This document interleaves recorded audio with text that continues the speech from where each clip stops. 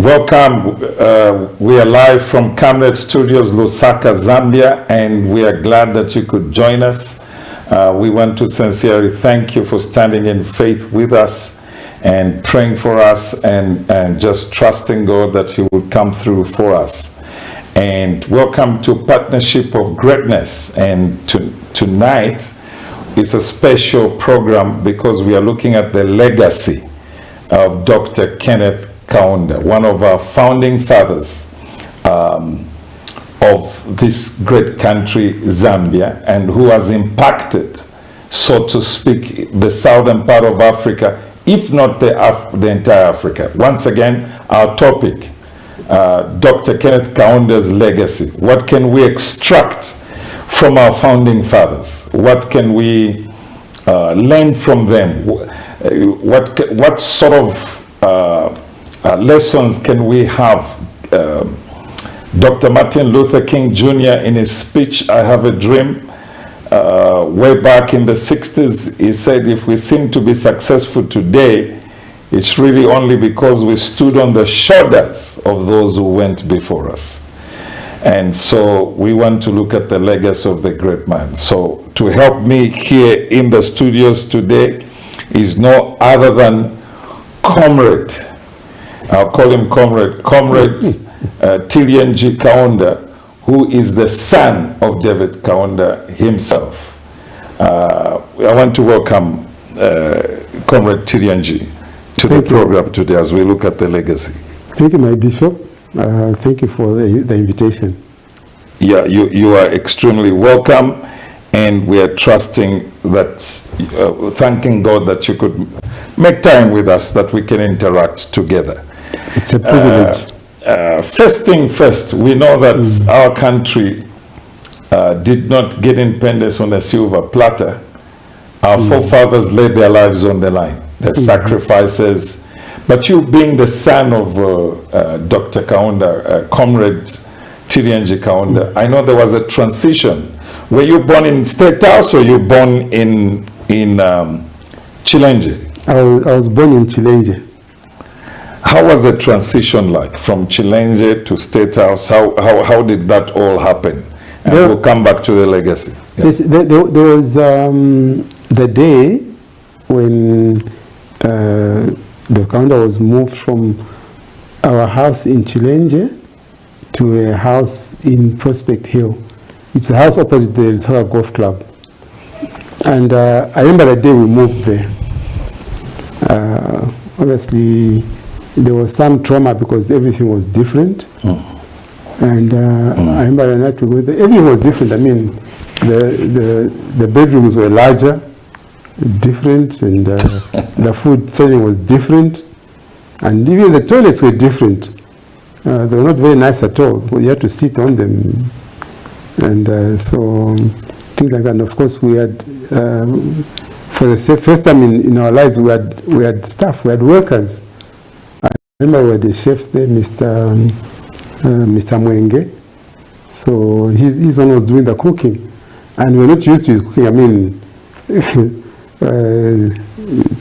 everything was upside down. There was too much soup, too much meat. So it was a bit traumatic. But I think we managed fairly well. Right. I remember, I don't know if my late brother would forgive me if I said so, but he called me to the loo and said, Who's that? Dr. Waza. Okay. Yeah. He called me to me and said, how does this thing work? I don't know how I knew, maybe intuition. I said, no. After you've used the loo, then you press this to flush the water. So, yeah. So it was things like that, but otherwise it was fine. And growing up with in that environment with Dr. Kaunda's vision, how would you summarize his vision for the country, for Zambia, in terms of uniting the country and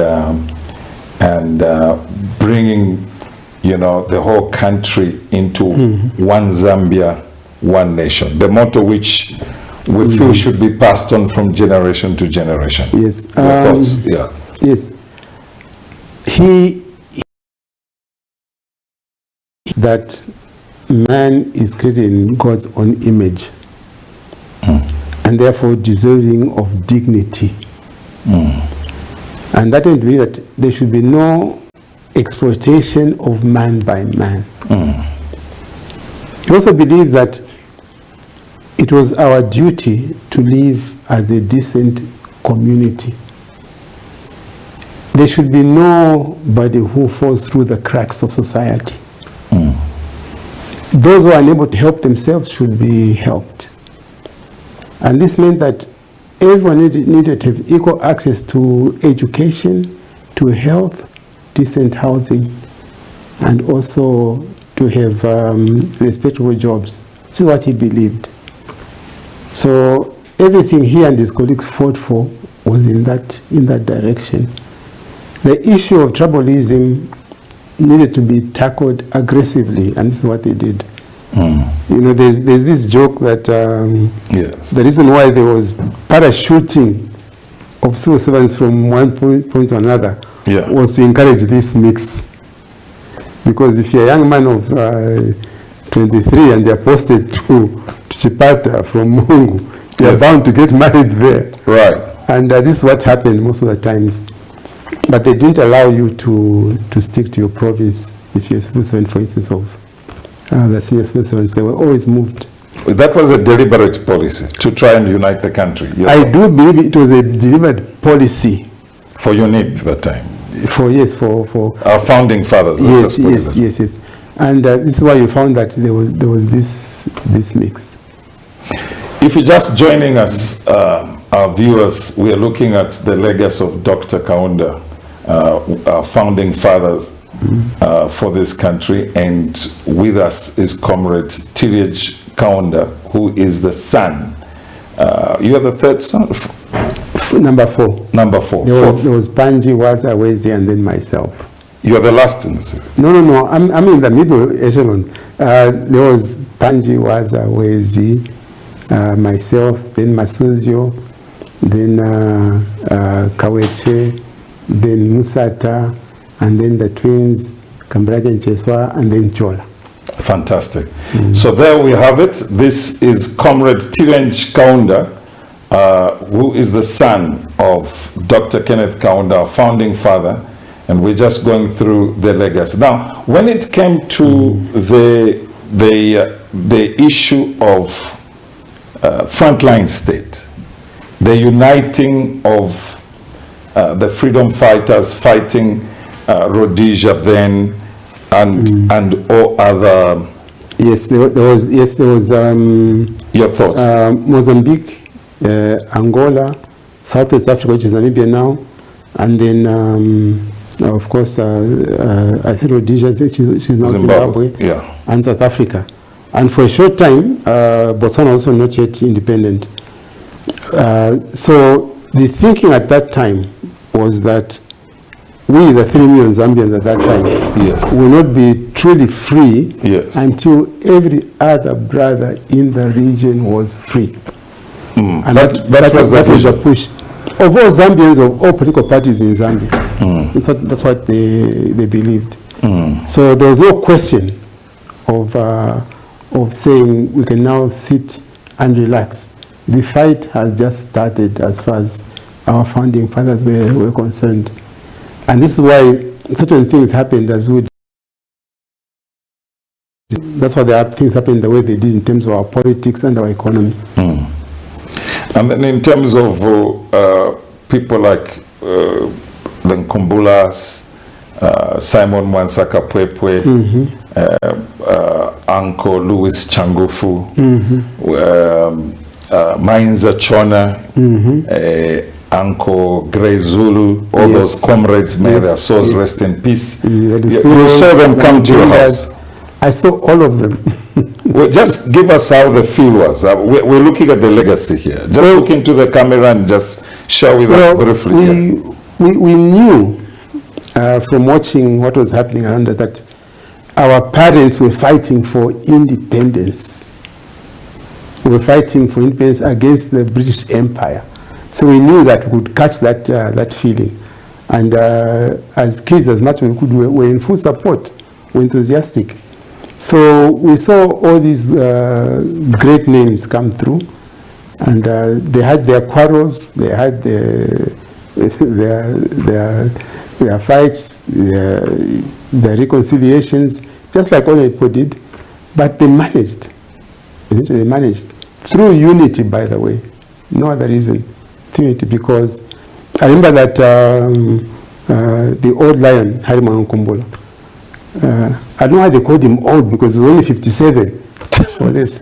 So the whites went to him and said, let's work together and beat UNIP and make government. And he said, I'm a nationalist.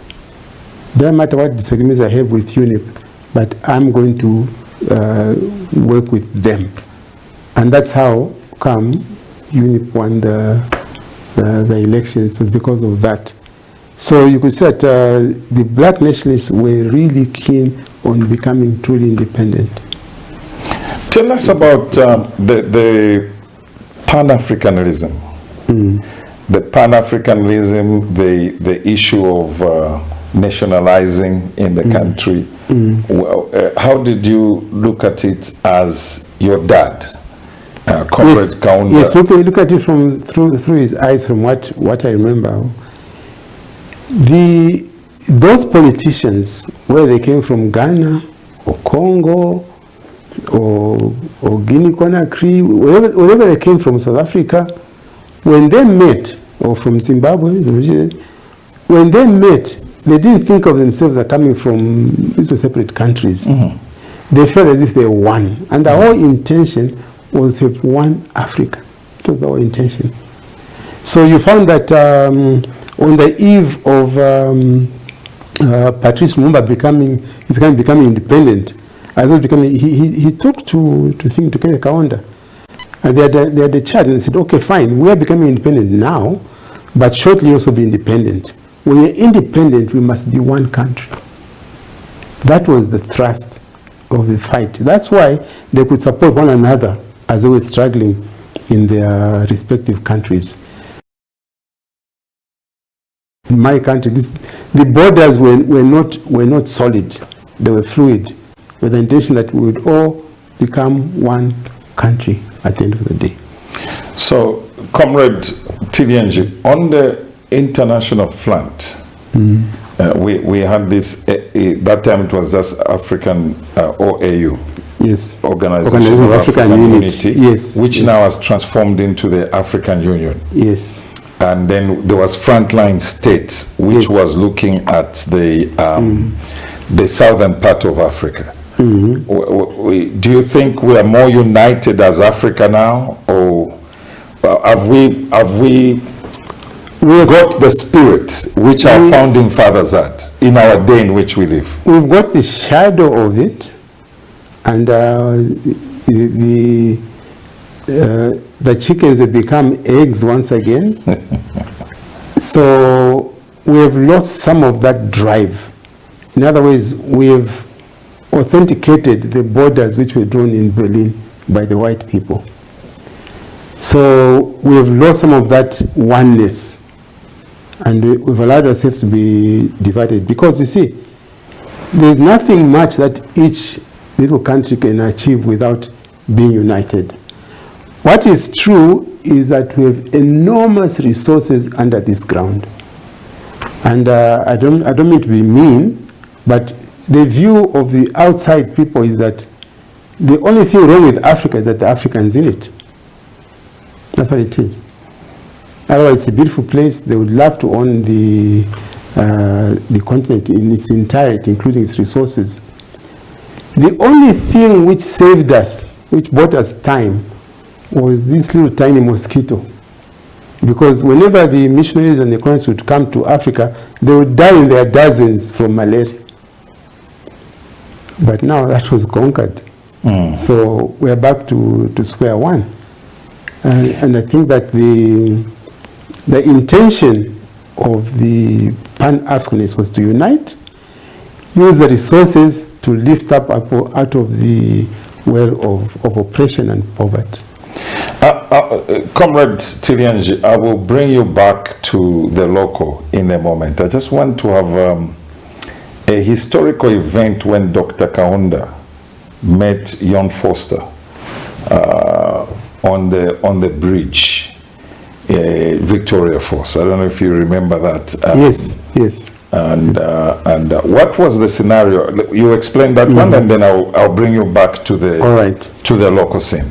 I think the one thing that we need to put on the side is that as the black people were fighting for their independence, they also had this, that even the white man needed to be liberated from in his own wrong thoughts of racism. So there was that also.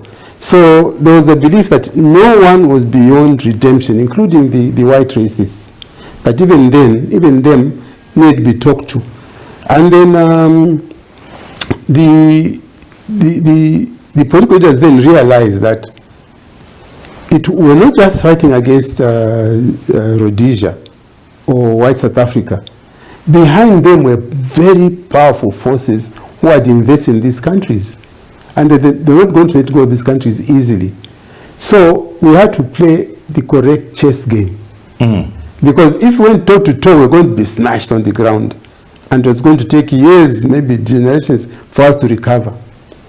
So we knew that the general thinking worldwide amongst the majority of countries were in support of liberating these black... South Africa. Yes, South Africa.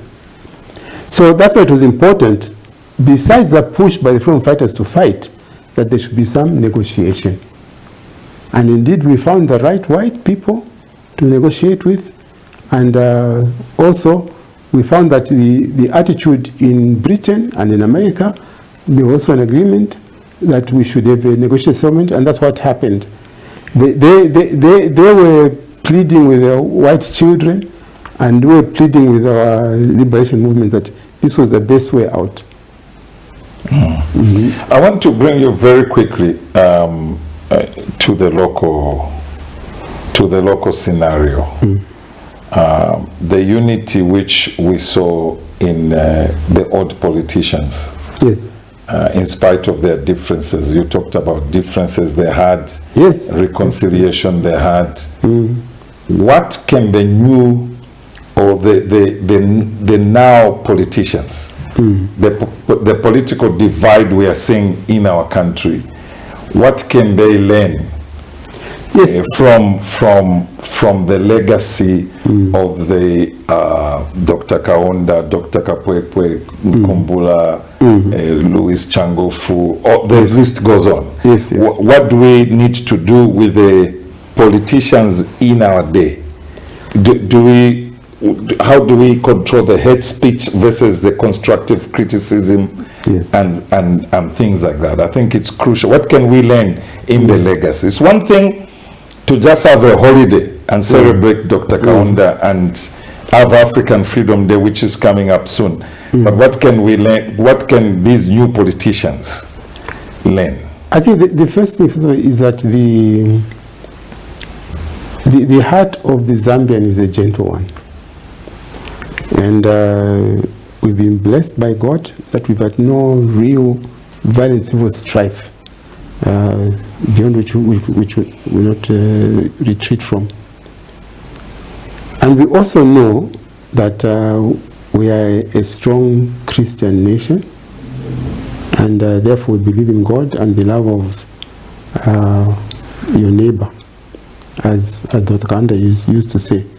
Love your God, love your neighbor.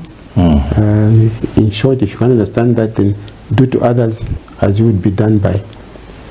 So what we need to learn now is that the future of our children, their children, is very important. As I said, one person said, we borrow the future from our children, so let's not ruin it for them. Now, if you and I have fought, we've killed one another, and there's bitterness between us, we should not allow that bitterness to penetrate the membrane of the future and ruin our children's future. Let them find their own feet. Let's encourage them. Doesn't matter what I did to you, my bishop. Doesn't matter if I killed your brother, whatever it is. We must find that forgiveness. Say, let's give our kids a future. Because what's happening is that the competition worldwide is becoming greater and greater.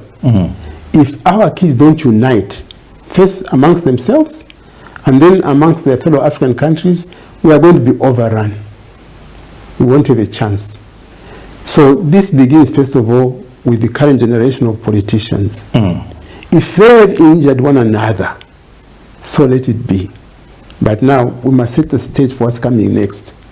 It doesn't help us if we pass on the current business to the coming generation. It doesn't help us. How does it help them? Where's the benefit? That's not the whole intention of creating a nation. So we must agree that business must be left behind. Let the kids have a chance to build a new nation. They have no problem with one another. Absolutely none. These are new kids. It's a new environment. Our duty is to teach them that this is what your history is like as a black nation. These are past challenges. You had slavery, where your communities were ruined. Your brothers and sisters were taken across the water, across the Atlantic. 16 million of them drowned in the ocean. And the ones which remained, they were taken as slaves and kept in, and then the ones who built up America were using in the cotton plantations, whatever farms they had. They're the ones who helped build up, because the Indians were there. The Indians were there, the original inhabitants were not strong enough to work in the plantation, in the farms. But the black person was strong enough to stay from 6 to 6 in the heat without fainting. So you've been enslaved, that's 1. 2, you've been colonized, that's 2. 3, your economies were taken over. And don't forget that even as we speak now, we are letting go of our resources too cheaply. We're supposed to be industrializing, not selling raw materials to anybody. We should say, as Trump is saying, America first, we should say Africa first. There's nothing wrong with that he's saying, but as he says Africa first, as he says America first, we should say Africa first. So, the vision of our forefathers was that we should unite. And don't forget, it's not just the politicians, even the chiefs. The chiefs who disobeyed the colonial power were hanged. Okay, even here in Zambia, in Congo, especially in Zimbabwe. I need to tell you, my bishop, that the politicians in Zimbabwe are often vilified because they said they ruined the economy. They took land from the whites. How is that so? After the Second World War, Britain sent its young people who were traumatized, by the way. When you've been through a war, you are traumatized. You're not human anymore. There's something wrong with you. So they couldn't fit in the society there. So they sent them to places like Rhodesia. But the only thing that when they were settling there, they chucked out the black people off their land and put them what they called reserves, barren ground, not good, not fit for growing things. So they when they said we want our land back, and they fought for freedom, and they agreed with Margaret Thatcher at the Lancaster House that fine, now we've agreed we are going to a peaceful outcome. What we do, there has to be land redistribution, because land was taken from. What we're going to agree now is that your white king, okay, yes, we agree they settled here, this is their home, but they can't keep the land that they've got, and whereas our people have got small portions, so there must be land redistribution.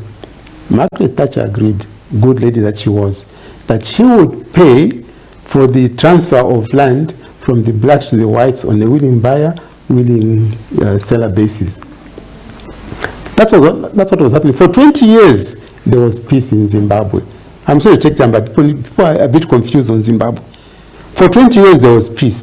And then came Prime Minister Tony Blair. He said, I have nothing to do with this agreement.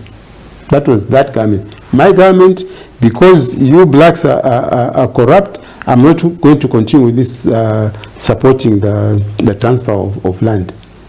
So what were the black? Okay, fine. If you don't want to pay for the land, we are going to appropriate the land.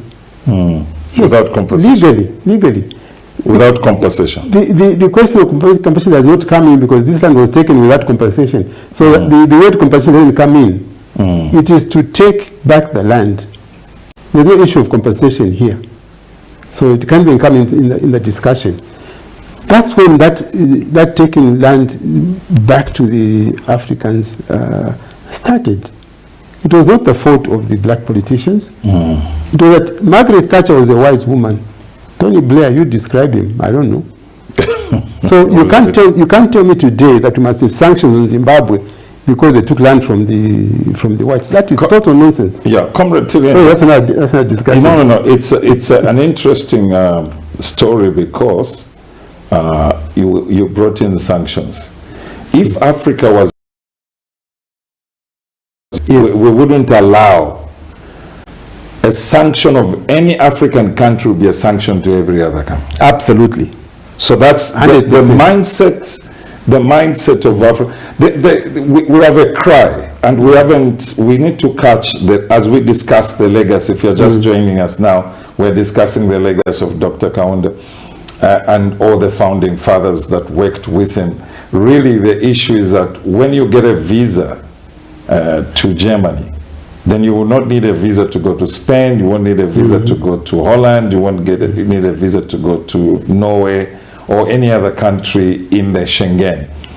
In Africa, when I get a visa to DRC, I'm going to Nigeria, I must get another visa. If I'm going to Egypt, I must get another. What's wrong with Africa? Why are we so slow in terms of...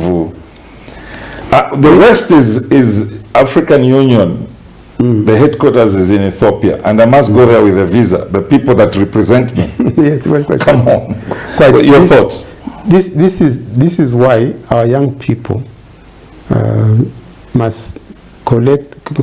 They must get the good part of the vision that the forefathers had. The spirit. That spirit that we are one, not separate. We are one, and we need to build on that. This feeling of this is my country, there is nothing that in the small individual countries can succeed in Africa. It's only in being united and being strong. That is why, as they were fighting for freedom under the frontline states, they had agreed that they formed the Southern African Development Coordination Conference, which is now today SADC. They said we must unite our economies. And here's something which would be interesting. When the PTA was formed, you know, they're talking about BRICS today and what is it? De-dollarizing? Yes, yeah. We're not talking about de-dollarizing, but we said that under the PTA, we should be able to trade without using the dollar. And we should be able to move freely without using the dollar. And indeed, they created a unit called the WAPTA. Okay? And that one, you could leave Zambia without going through the dollar system. You get direct travelers checks using the basket of currency that they had as regional banks. And you could move from here up to Kenya, wherever, using WAPTA travelers checks, not dollars. I know this because I did it myself. Yes. So what is wrong? What is wrong with that? As we're coming to the close, I want us to narrow it down back to Zambia, because I know there are countries in the region or in the world. When you just mentioned Zambia, they said Dr. Kaunda. You know, yes. It's been a very good face for our country. Is this the Zambia our forefathers saw, or do we still need to improve on it? They said that...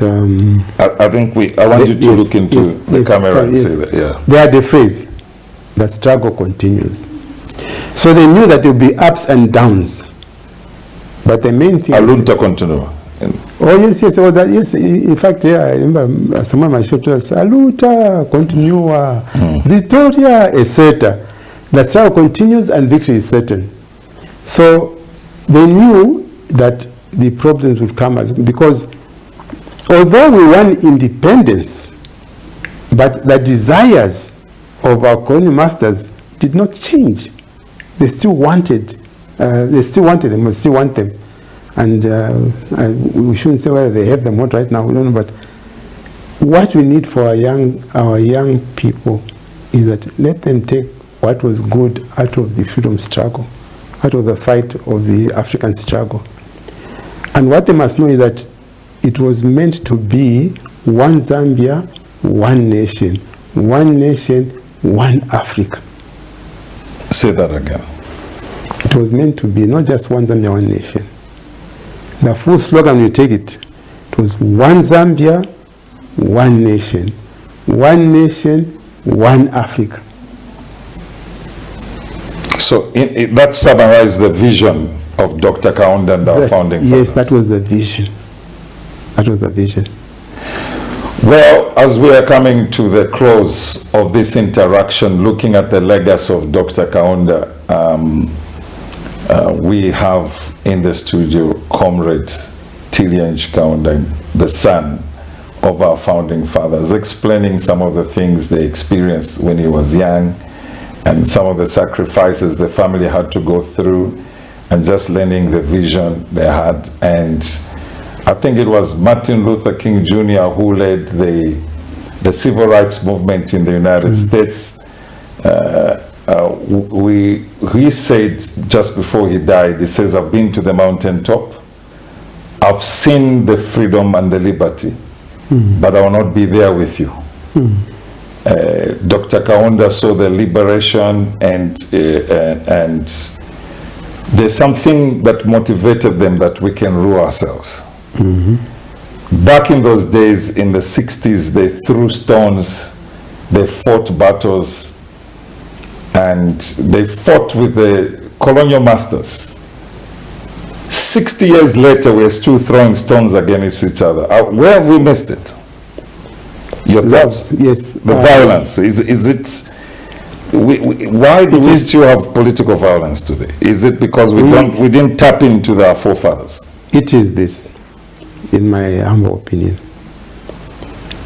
The political system determines the outcomes.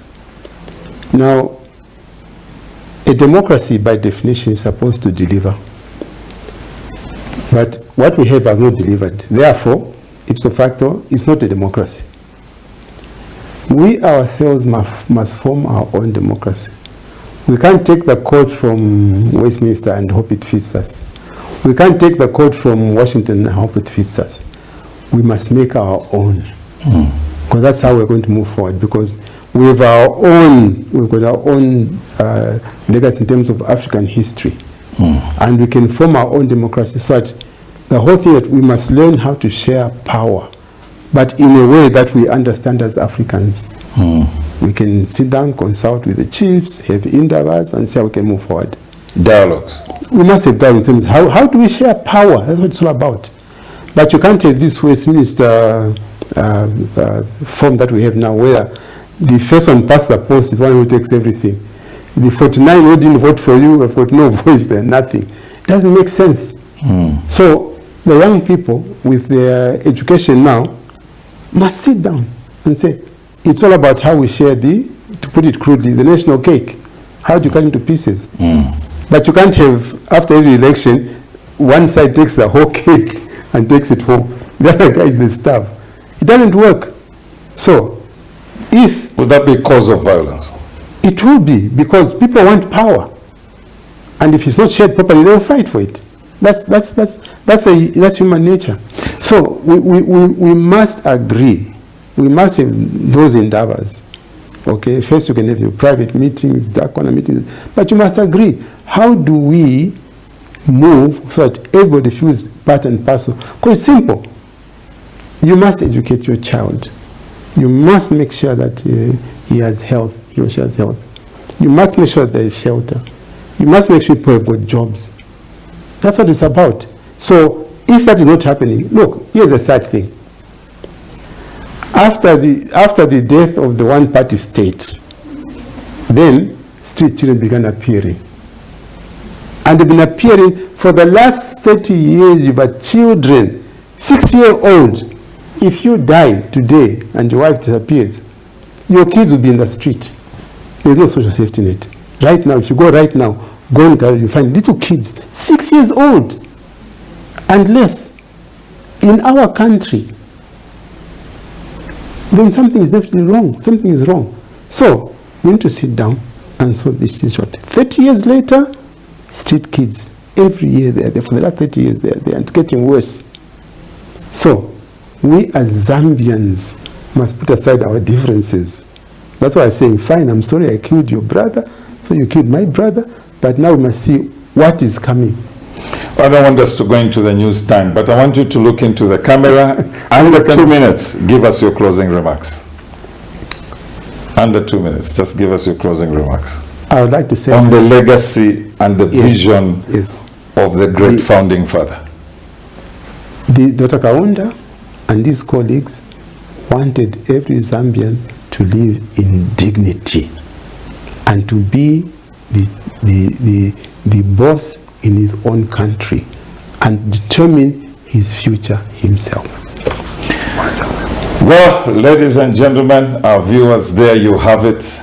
That's Comrade TILYENJI Kaunda, the son of our founding father, Dr. Kenneth Kaunda, giving his side of the story from the family standpoint, from how they transitioned from TILYENJI to into the corridors of power and the execution of the vision they had, first for the nation and secondly for Africa. This has been Partnership of Greatness, and thank you for being with us and standing in faith with us.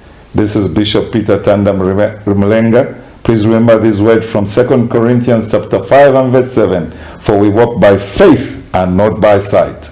This has been KENNETH, not just another channel. Until next time, shalom, shalom. Thank you, Doctor. Thank you, Bishop. Yeah, thank you.